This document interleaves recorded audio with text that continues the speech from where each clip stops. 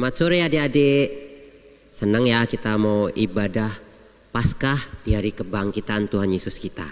Ayo sebelum kita memuji Tuhan, sebelum kita dengar firman Tuhan, kita akan mulai ibadah kita dengan doa. Mari kita berdoa.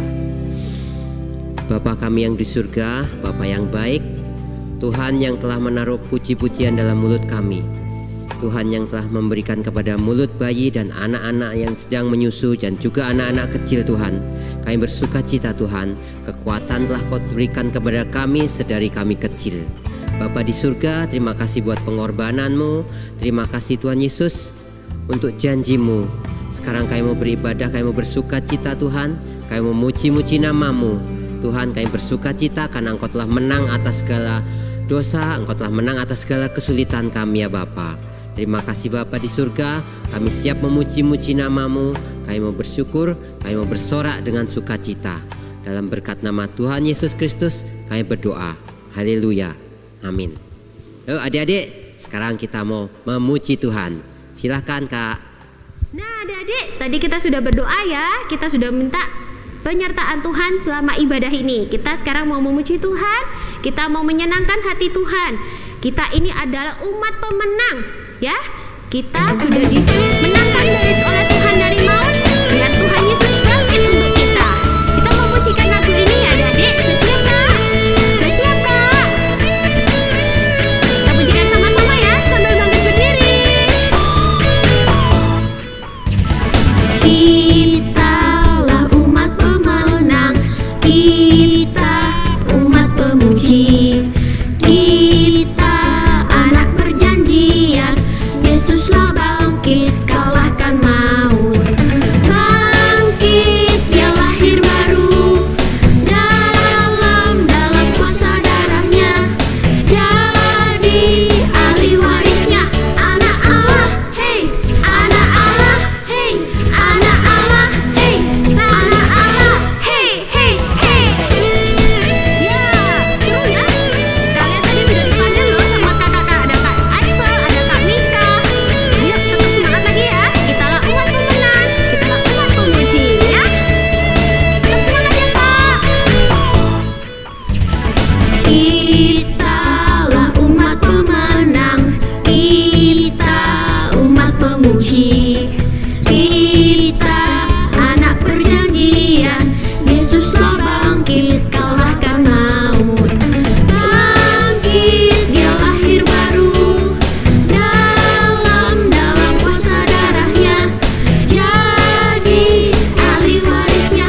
Anak Allah, hey, anak Allah, hey, anak Allah, hey, anak Allah, hey, hey, hey. Ya adik-adik, kita mau pujikan lagu selanjutnya ya. Tetap bangkit berdiri, jangan duduk dulu, karena kita memuji Tuhan dengan sukacita. Kita pujikan lagu kedua, kuat-kuat yang terkuat. Hebat, siapa yang terhebat? Tuhan Yesus ya. Besar-besar, juga Tuhan Yesus yang paling besar ya. Kita pujikan lagu ini ya. Bisa Kak? Bisa?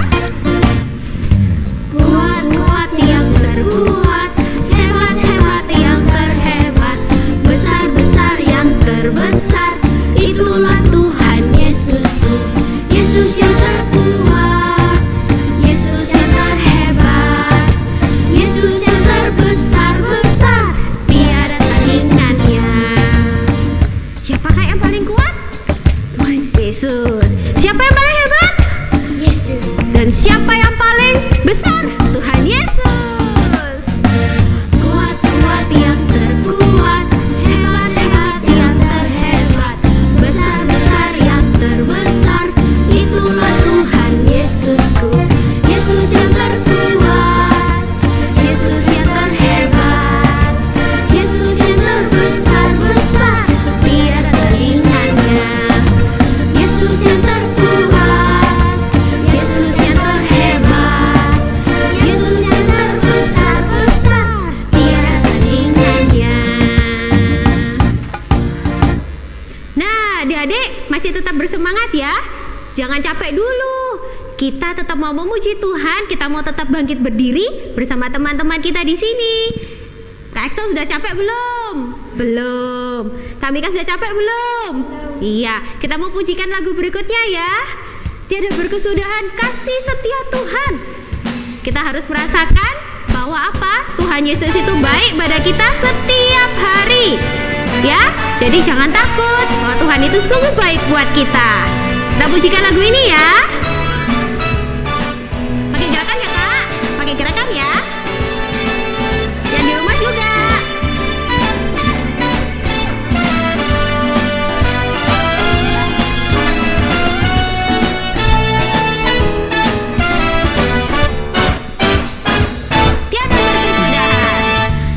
Berkesudahan kasih setiamu Tuhan, selalu baru rahmat-Mu bagiku. Hari berganti hari, hari berganti hari, tetap kulihat kasih-Mu, tak pernah berakhir di hidupku. Tuhan Yesus baik. Tuhan Yesus baik, sungguh amat baik, untuk selama-lamanya. Tuhan Yesus baik, Lagi sekali.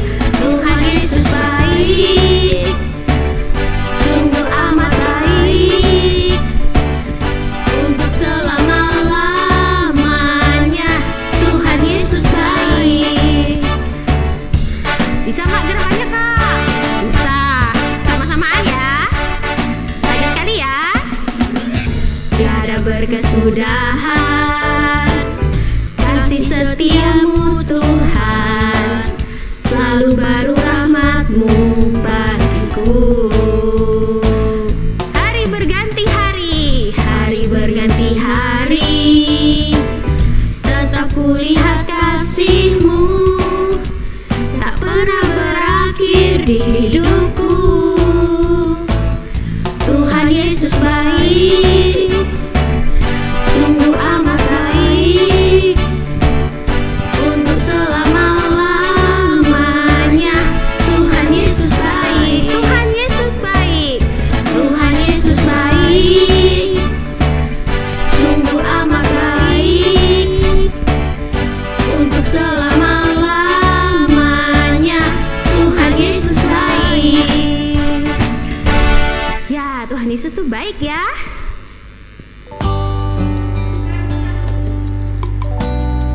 Wah, kakak-kakak yang di sini sudah capek ya? Kak Esa sudah capek? Kak Mika sudah capek? Belum. Yuk, kita mau pujikan lagu lagi ya. Kita mau memuji Tuhan lagi. Kita mau menyambut firman Tuhan. Jangan capek dulu, ya. Tetap kita mau bangkit berdiri. Kita mau memuji Tuhan bersama-sama, ya. Supaya apa? Tubuh kita ini bersemangat menyambut firman Tuhan ya.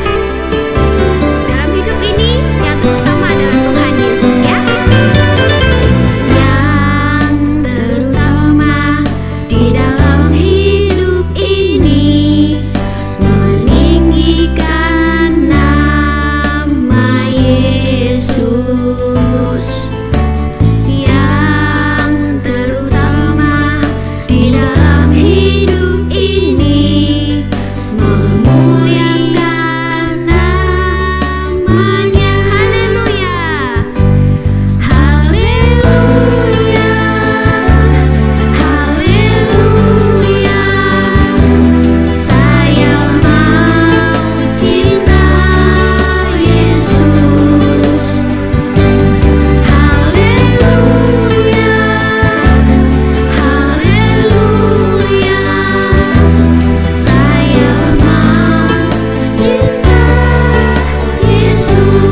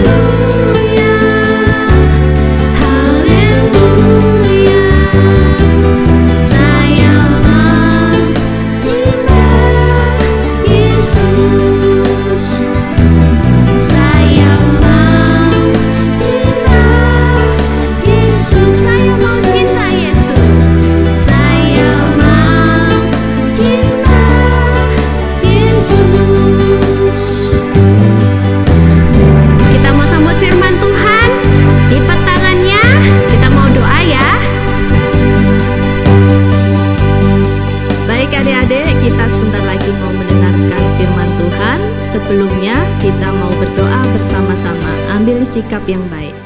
Tuhan Yesus, terima kasih kami sudah diberi kesempatan untuk memuji, memuliakan nama Tuhan. Sebentar lagi kami mau mendengarkan firman Tuhan. Urapi pendengaran kami dan konsentrasi kami sehingga kami boleh mendapatkan berkat dari firman yang akan disampaikan. Tuhan juga memberkati pemberita firman. Tuhan Yesus, kami mau bersiap mendengarkan firman Tuhan di dalam nama Tuhan Yesus Kristus. Haleluya. Amin. Yo, anak-anak yang disayang oleh Tuhan, waktunya sekarang kita semua, kalian yang di rumah dan dimanapun, kita untuk duduk diam. Kita mau menikmati firman Tuhan dalam rangkaian-rangkaian berikut ini. Pasang telinga yang baik, perhatikan, karena Paskah adalah tujuan terakhir Tuhan Yesus datang ke dunia. Ya, kita perhatikan dengan baik-baik, jangan ada satupun yang terlewat. Tuhan Yesus memberkati kita semuanya. Mari kita nikmati bersama-sama. Sesungguhnya, Paskah dimulai ketika bangsa Israel selama 430 tahun ditindas di negeri Mesir, dan mereka tidak dapat beribadah kepada Tuhan. Sampai kemudian tiba waktunya, Tuhan pencipta langit dan bumi berbelas kasihan dan ingin membebaskan umat pilihannya untuk keluar dari negeri penindasan menuju tanah perjanjian, yaitu tanah kebebasan. Yang utama tujuannya adalah supaya mereka dapat beribadah kepada Tuhan atau ke gereja. Dan oleh karena kekerasan hati penguasa Mesir saat itu yang selalu menghalangi keluarnya umat Tuhan menuju tanah perjanjian, maka Tuhan mendatangkan ulah atau kutuk berulang-ulang sampai 10 kali.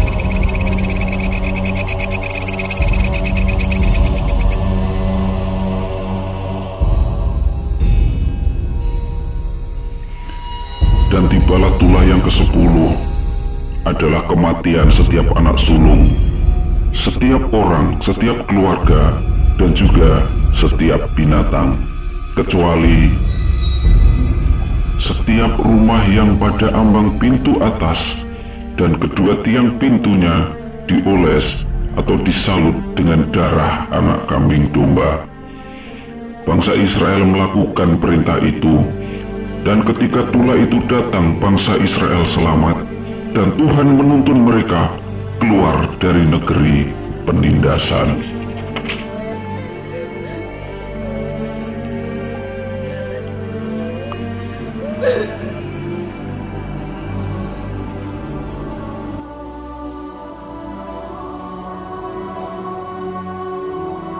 Karena begitu besar kasih Allah akan dunia ini, sehingga ia rela mengaruniakan anaknya yang tunggal, supaya setiap orang yang percaya kepadanya tidak binasa, melainkan beroleh hidup yang kekal.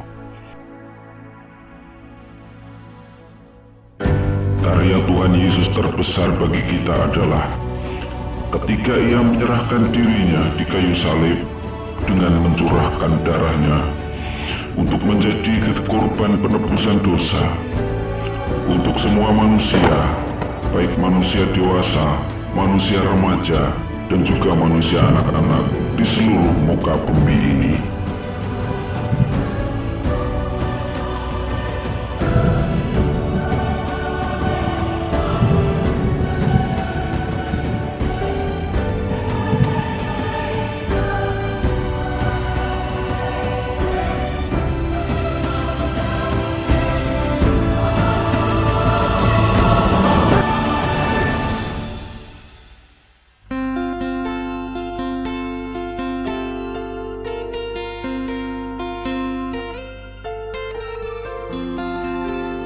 oleh sebab itu bagi kita sekarang untuk memperingati atau untuk memberitakan kematian dan kebangkitan Tuhan Yesus,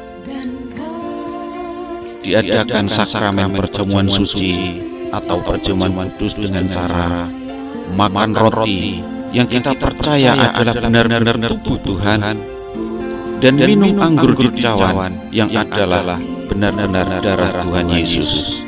Itulah persekutuan yang sempurna.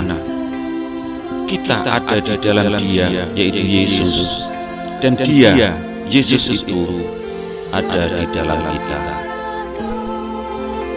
Amin.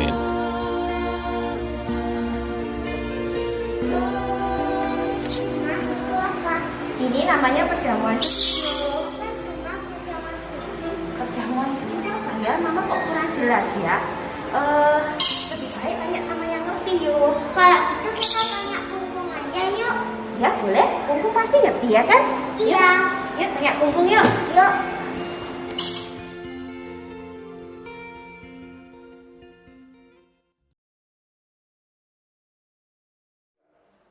Selamat sore, Kung. Ya, sore juga, Yohana. Kung, tadi Yohana di gereja makan perjamuan suci. Apa itu, Kung, perjamuan suci? Oh ya. Perjamuan suci atau perjamuan kudus itu adalah salah satu bentuk sakramen, ya. Sakramen itu artinya perbuatan kudus dalam gereja yang diadakan untuk mengingat korban Kristus di kayu salib, di mana melalui korban itu kita sebagai umat anak-anak Tuhan yang percaya kepadanya telah dibebaskan atau dilepaskan dari hukum dosa dan maut yang membelenggu kehidupan kita. Kita harus selalu mengucap syukur atau atas korban Kristus itu, karena dosa-dosa kita telah dihapuskan dan kita diampuni, dan kita juga diperdamaikan dengan Bapa Sorgawi. Perjamuan kudus ini berasal dari apa yang telah ditetapkan oleh Tuhan Yesus Kristus sendiri dengan para muridnya pada perjamuan Paskah yang terakhir atau perjamuan terakhir sebelum Tuhan disalibkan, ya. Adik-adik yang bisa membaca, baca sendiri ya, di dalam 1 Korintus 10 ayat 23 sampai 26.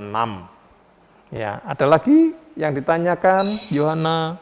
Kungkung, anak kecil boleh makan perjamuan suci? Ya. Untuk pertanyaan ini, apakah anak kecil boleh mengambil bagian dalam perjamuan suci atau perjamuan kudus? Alkitab kita ya, yang kita baca tiap hari, yang ada pada kita ini tidak memberikan kepada kita suatu ketetapan yang jelas, satu aturan yang jelas mengenai usia berapa anak-anak mulai boleh mengambil bagian di dalam perjamuan suci atau perjamuan kudus. Nah, karena tidak adanya pengaturan batasan usia tersebut, ya, perkara perjamuan suci dengan anak-anak yang terlibat ini diserahkan kepada kebijaksanaan masing-masing gereja lokal. Ya. Memang ada beberapa gereja yang tidak mengizinkan ya anak-anak untuk ambil bagian di dalam perjamuan kudus. Tentu dengan beberapa pertimbangan. Ya. Salah satu pertimbangan itu adalah ini adalah perkara kudus. Kudus itu dipisahkan dari dunia, dari segala dosa dan kecemaran. Oleh sebab itu, hanya orang-orang yang sudah memahami jahat dan baik, ya, dan juga sudah bertobat, sudah dibaptis, baru boleh mengambil bagian di dalam perjamuan kudus. Ya. Dengan ayat di Kisah Rasul, ya, Kisah Rasul kita baca ya. Kisah Rasul, adik-adik yang bisa baca, kelas besar ya, coba baca sendiri. Kisah Rasul pasal yang kedua, ayat 41 dan 42. Ya, demikian firman Tuhan. Orang-orang yang menerima perkataannya itu, perkataan dari Rasul Petrus, ya, khotbahnya Rasul Petrus, memberi diri dibaptis, dan pada hari itu jumlah mereka bertambah kira-kira 3.000 jiwa. Oh, jumlah yang sangat banyak. Ya. Mereka bertekun dalam pengajaran rasul-rasul dan dalam persekutuan, dan mereka selalu berkumpul untuk memecahkan roti dan berdoa. Memecahkan roti dalam Alkitab versi firman Allah yang hidup sana diterjemahkan sebagai perjamuan Tuhan, ya, perjamuan kudus, perjamuan suci. Jadi bukan memecahkan roti dalam arti perjamuan kasih, ya, tapi perjamuan Tuhan. Nah, kalau kita lihat urut-urutannya ini, jadi mereka ini yang telah bertobat, dibaptis, yang boleh mengambil bagian di dalam perjamuan kudus. Ada yang mengatakan bahwa mereka harus sudah lahir baru di dalam Kristus. Nah, tetapi di gereja di mana kita digembalakan memberikan suatu kebijaksanaan. Ya. Juga ada pertimbangannya bahwa anak-anak diizinkan untuk mengambil bagian di dalam perjamuan kudus atau perjamuan suci dengan catatan di bawah bimbingan, pengawasan, pimpinan dari orang tua. Ya, ya khususnya untuk yang di bawah 12 tahun, ya, kelas kecil, kelas menengah ini perlu bimbingan, pimpinan orang tua. Ya, seperti kalau kita baca Keluaran 12, ya, pada saat anak-anak umat Tuhan orang Israel ini tanya, kalau mereka tanya tentang ibadah Paskah ini, ya, apa artinya? Anak-anak tanya, ya, harus diberi penjelasan supaya mereka memahami bahwa perjamuan suci, perjamuan kudus sekarang ini apa artinya, apa gunanya, dijelaskan dengan baik, ya. Puji Tuhan. Tapi ada beberapa gereja, ya, seperti yang saya katakan tadi, yang mengizinkan ini tentu dengan beberapa pertimbangan, ya, mempunyai pertimbangan juga, yaitu Matius 19 ayat 13 sampai 15, bisa baca sendiri. Tuhan Yesus memberkati anak-anak dan mendoakan mereka, ya. Kalau Tuhan saja memberkati dan mendoakan, Tuhan Yesus menerima, ya tentu Tuhan tidak menolak dalam perjamuan. Juga 1 Korintus 10 ayat 2 sampai 4, ya, kalau kita baca, untuk menjadi pengikut Musa, ya, mereka ini dibaptis di dalam awan dan dalam laut, ya. Mereka makan makanan rohani yang sama dan mereka minum minuman rohani yang sama, yaitu batu karang rohani yang mengikuti mereka, yaitu Yesus Kristus sendiri, ya. Nah, dari situ kita bisa mengambil suatu kesimpulan bahwa oh, anak-anak ini Tuhan katakan orang-orang seperti inilah yang ampunya kerajaan Allah, ya. Jadi Tuhan izinkan, Tuhan menerima mereka. Nah, berdasarkan pertimbangan itu, gereja di mana kita semua digembalakan ini mengizinkan anak-anak untuk mengambil bagian di dalam perjamuan kudus dengan catatan di bawah bimbingan, pimpinan, pengawasan orang tua, ya. Puji Tuhan. Ya, ada lagi? Ya. Tadi Yohana diambilin mama, tapi ada teman-temannya Yohana yang ambil sendiri. Emang boleh, Kung? Ya, ya. Sama tadi ada Tante Nani yang ngasih ke Evan sama Grace. Tapi kan Tante Nani bukan papa mamanya mereka. Oh, iya. Ya. Jadi kalau untuk anak-anak ini ngambil sendiri, boleh apa enggak atau harus diambilkan? Ya, sekali lagi memang harus diambilkan sebaiknya oleh orang tua, ya. Sebaiknya oleh orang tua. Kecuali kalau mereka ini kelas besar, ya 12 tahun. Silakan ambil sendiri kalau 12 tahun ya. Tentu dari keluarga Kristen ini sudah diberi penjelasan ya mengenai korban Kristus, mengenai perjamuan kudus atau perjamuan suci ini. Kalau misalnya orang tua ini berhalangan hadir ya, tidak bisa hadir atau mereka sibuk sedang dalam pelayanan ya, percayakan anak ini kepada kerabat terdekat. Ya, tentunya yang satu keluarga yang sudah percaya. Bisa opanya, omanya, atau kalau tidak ada ya, atau kalau tidak ada ya, tadi dari adik Yohana katakan ada tante Nani yang mengambilkan ya guru sekolah minggu. Kalau guru sekolah minggu juga ikut memantau pertumbuhan rohani anak-anak ini, silakan ya, nggak apa-apa. Jadi nggak masalah kalau diambilkan.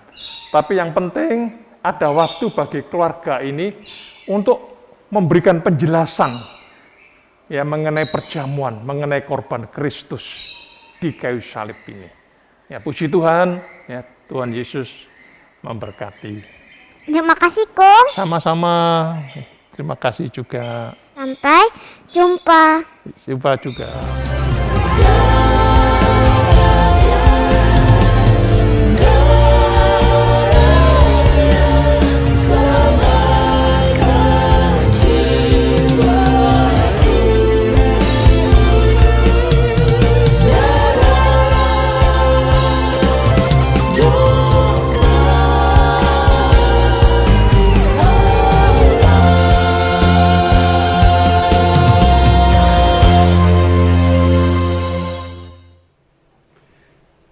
Selamat petang.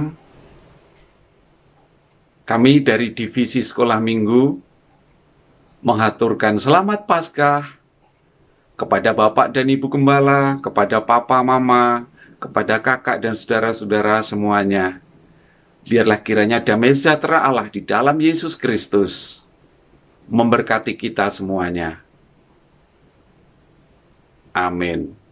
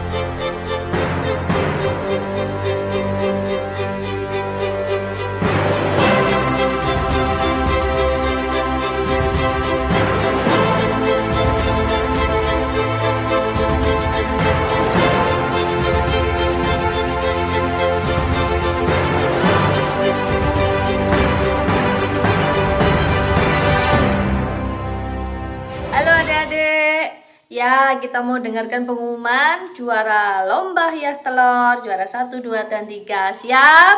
Untuk kelas tengah, pemenangnya adalah juara 1 Excel. Juara 2 adalah jeng jeng jeng jeng jeng jeng jeng Vio. Juara yang ketiga adalah Nika. Selamat buat pemenang. Tuhan Yesus memberkati.